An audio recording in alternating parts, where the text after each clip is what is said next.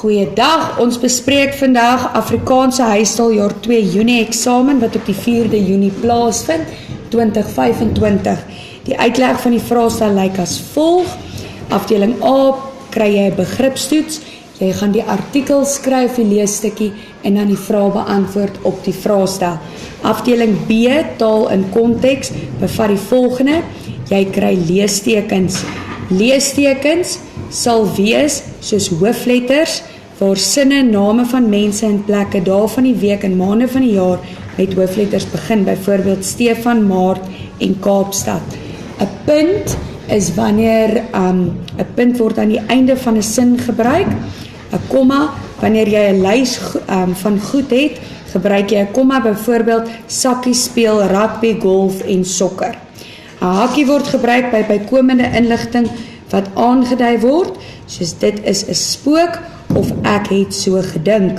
'n vraagteken word gebruik slegs wanneer 'n sin met 'n vraagwoord begin, eindig hy met 'n vraagteken. 'n uitroepsin is 'n harde of skielike uitdrukking, byvoorbeeld Eina, hy het my seer gemaak, of pas op vir die motor. Dit is 'n uitroepteken. 'n kommapunt word gebruik wanneer twee volsinne in plek van 'n en verbind word. Byvoorbeeld, hy swem in die somer, kommapunt, hy speel rugby in die winter. 'n dubbelpunt word vir 'n reeks items gebruik, byvoorbeeld, jy het die volgende nodig, dubbelpunt, papier, potlood en pen. 'n aandagstreep is vir rigtingaanwysers, byvoorbeeld Suid-Afrika, wat ons almal natuurlik ken, Pretoria Oos, 'n tydgebruik 7 uur en dan 'n verdubbeling soos versukkel, sukkel, gou, gou of nou, nou. 'n ellipsteken of stippellyn is lang pauses, onderbrekings of woorde wat weggelaat word, byvoorbeeld word vervolg. Aanhalingstekens word slegs gebruik by direkte woorde waar die spreker sou praat, soos byvoorbeeld ma sê dubbelpunt, hou op, en dan sluit jy jou aanhalingstekens. Verkleinings wat ons bespreek het in ons skrifte deur notas te maak, lyk soos die volgende.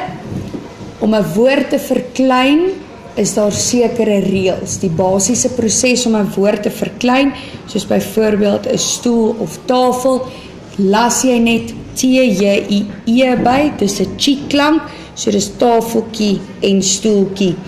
Woorde wat eindig met 'n D of 'n T, byvoorbeeld koevert, hand of sand, sit jy slegs 'n J-I-E by, want die D of T is reeds daar, en dit word dan koevertjie, handjie, sandjie. Woorde wat eindig met 'n M, soos byvoorbeeld oom en boom, kry slegs 'n pie klank aan die einde, so dit sal wees oompie of boompie.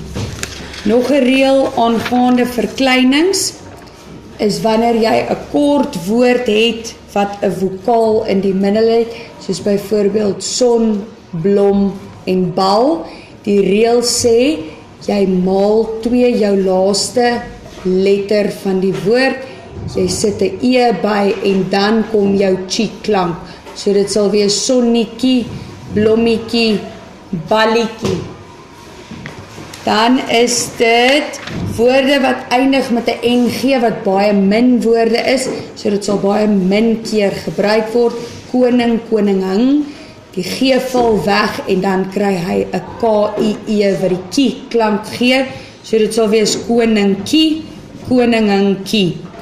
Op spesiale gevalle, as jy kyk na jou reël van die kort woord met 'n vokaal, waar jy hom eers moet verdubbel die E en dan die chi aansit, sal die woord kat ook onder hom val, maar in hierdie geval is dit 'n spesiale geval, omrede 'n mens nie kan sê cappuccini, val hy onder jou tweede reël, wat sê woorde wat eindig met 'n D of 'n T, kry slegs die J aan, so kat sal val onder daai reël.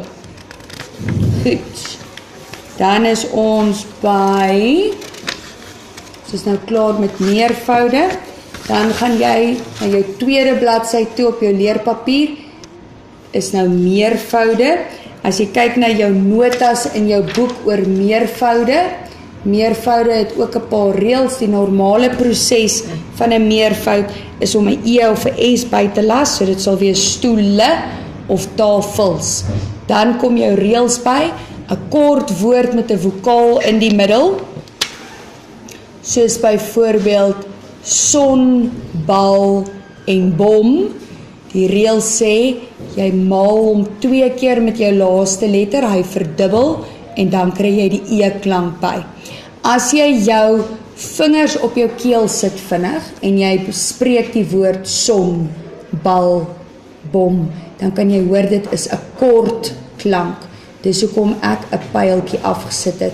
As jy hom in die meervoud sit, jy maak hom sonne, balle, bomme, die klank bly kort. Dit is nie noodwendig omrede hy 'n dubbel letter het wat hom sal lank maak nie. Die oorspronklike kort klank bly by die meervoude ook. Dan jou volgende reël is woorde met dubbel vokale, soos byvoorbeeld boom, soom, paal. Dis hoekom dis lang klanke. Jy minus 1 vokaal en dan plus jy 'n E om hom 'n meervoud te maak. As jy die woord wel uitspreek, dan bly die oorspronklike lang klank by die woord. So dis boom, soom, paal. So hy verloor nie sy lang klank nie, al is daar net 1 konsonant. Dan as jy verder kyk op jou leerpapier, na meervoude is dit selfstandige naamwoorde. Jy kry 7 tipe selfstandige naamwoorde. Eie name is name van plekke of mense, soos byvoorbeeld Kaapstad en Elizabeth. Hy is altyd in hoofletters. Soortname is jou basiese diere en voorwerpe. Jou roomys, skootrekenaar, tafel, bottel, strykyster. Dit is alles soortname. Versamelname is woorde wat groepe soortname van diere, voorwerpe of mense aandui, soos byvoorbeeld 'n skool visse, 'n tros druiwe, 'n koor mense. Maatnaamwoorde, woorde wat spesifieke hoeveelhede aandui, soos byvoorbeeld 'n koppie meel, 'n glas water. Abstrakte selfstandige naamwoorde is woorde wat dinge beskryf wat nie met die blote oog gesien kan word nie, soos byvoorbeeld liefde en haat. So dit verwys gewoonlik na emosies toe. Massa naamwoorde is woorde wat massa aandui en nie getel kan word nie. So suikerkrummels in 'n potjie kan jy nie tel nie. Die modder, die sandkorrels wat die modder maak, kan jy nie tel nie. Stofname is name van elemente, byvoorbeeld goud of yster. So daai is selfstandige naamwoorde. Dan kry ons vraagwoorde wat ook in die vraestel sal wees. Vraagwoorde het ons nou onlangs gedoen. Die belangrikste van 'n vraagwoord is dat hy eindig of dit die begin is van 'n vraagsin en hy sal eindig met 'n vraagteken. Ons gebruik vraagtekens aan die einde van vraagsinne. Byvoorbeeld, wat maak sy? Waar is my fiets? Wanneer jy 'n vraagteken gebruik, maak seker die sin waarna jy kyk is 'n vraagsin. 'n Sin soos Johan vra waar sy fiets is nie 'n vraagsin nie. Dit is hoekom daar nie 'n vraagteken aan die einde van die sin is nie. Hier is klomp vraagwoorde gelys met voorbeelde van sinne wat eindig met vraagtekens. As ons na 'n oefening kyk, sal daar staan, verander die volgende teenwoordige sin na 'n vraagsin deur die vraagwoord aan die einde te gebruik. Onthou jou vraagteken. So dit sal wees byvoorbeeld, ek is moeg vir vroeg opstaan. Jou vraagwoord is wie. So jy moet die sin verander dat die woord ek die antwoord is en nie in die vraagsin is nie. So dit sal wees, wie is moeg vir vroeg opstaan met 'n vraagteken. Dan is ons by ons laaste bladsy, is verlede tyd. Verlede tyd doen julle nou al redelik baie lank. Onthou, is, word was, wil, word wou, kan, word kon en sal, word sou. Gebruik het en ge as die bogenoemde nie daar is nie. Werkwoorde wat met her begin kry nie 'n ge nie. Byvoorbeeld, die man het die vrou herken, dit sal wees die man het nie, of ja, die man het die vrou herken. Skeibare werkwoorde soos afskakel word die ge in die middel gesit. Byvoorbeeld, hulle skakel die selfone af, hulle het die selfone afgeskakel. Dit sal een woord wees, die man klim teen die muur op, die man het teen die muur uitgeklim. Dan byvoeglike naamwoorde, onthou 'n byvoeglike naamwoord beskryf jou selfstandige naamwoord. 'n Selfstandige naamwoord is iets wat op homself kan staan en bestaan. So, dit sal wees, dit is 'n pragtige fiets. Die fiets is jou selfstandige naamwoord, pragtige is jou byvoeglike naamwoord. Die fiets is pragtig. Dit is 'n lang pad, die pad is lank. Byvoeglike naamwoorde vertel ons meer van ons selfstandige naamwoorde, dit het ons nou gehoor. Byvoeglike naamwoorde kan trappe van vergelykings kry, byvoorbeeld mooi, mooier, mooiste, groot, groter, grootste, en dan 'n byvoeglike naamwoord kan ook of het dikwels 'n intensiewe vorm, soos byvoorbeeld klein is piepklein en duur is peperduur. En dan jou afdeling C is jou transaksionele teks, wat 'n strokiesprent sal wees.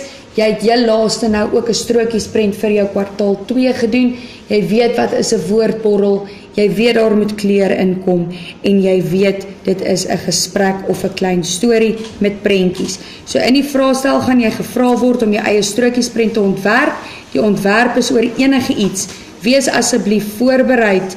Beperkte hoeveelheid tyd is beskikbaar. Gebruik die volgende rubriek om jou beplanning te voltooi en onthou asseblief jou inkleurpotlode. Baie sterkte en natuurlik lekker leer!